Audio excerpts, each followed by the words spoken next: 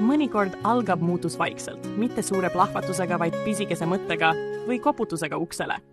See lugu sai alguse päevast, mis näis olevat nagu iga teine. Vaiksest nõustamiskabinetist, laual päevik ja tühi kohvitass. Sõnad, mis olid justkui lihtsad, aga mis kandsid endas pinget ja vaikust enne tormi. Agne oli sel hetkel juba murdepunktis. Ja just siis tegi Elena ettepaneku, mis muutis kõik. Tule minu erakabinetti kogemusnõustajaks. Sinu lugu võib aidata teisi. See polnud pelgalt kutsetööle. See oli usaldus. Ühe naise käsi ulatatud teisele. Agne hakkas end leidma selles uues rollis.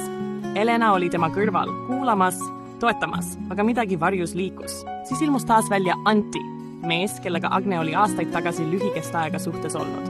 Nüüd tuli ta tagasi, teeseldes, et otsib uut algust. Tegelikult tuli ta haiget tegema. Ta proovis murda usaldust Agne ja Elena vahel, külvates kahtlust ja valesid, kasutades ära Agne minevikku ja Elena headust. Kui valu tuli, sõna otseses mõttes kukkumise kujul, oli just Elena see, kes hoidis. Aitas, oli kohal ja siis tuli Alex. Alguses lihtsalt inimene, kes astus tuppa hetkel, mil oli vaja. Naabrimehe vollipoeg, kes tuli oma isale appi ja juhuslikult kohtus Agne ja Elenaga. Aga ei olnud selles kohtumises midagi juhuslikku. Alex jäi mitte selleks, et muuta lugu, vaid et tuua sinna rahu. Tema kohalolu sai vaikseks toeks, mis ei nõudnud midagi, kuid andis palju. Ja siis sündis mõte minna.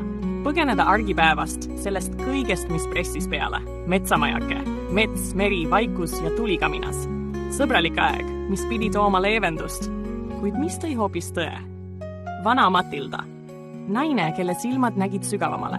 Tema sõnad kandsid ajatut jõudu ja tõid esile selle, mida keegi teine polnud osanud öelda. Ta rääkis Agne mineviku valust.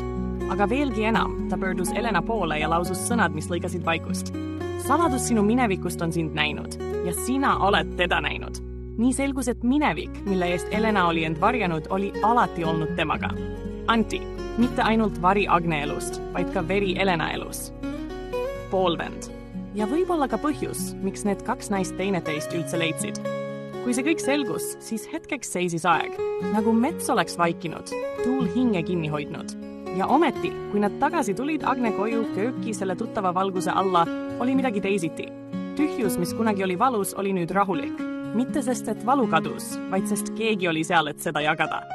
See lugu pole veel lõppenud, aga see peatriks hetk, mil mõisteti, et mõnikord tuleb tõde läbi metsa ja armastus lihtsalt jääb.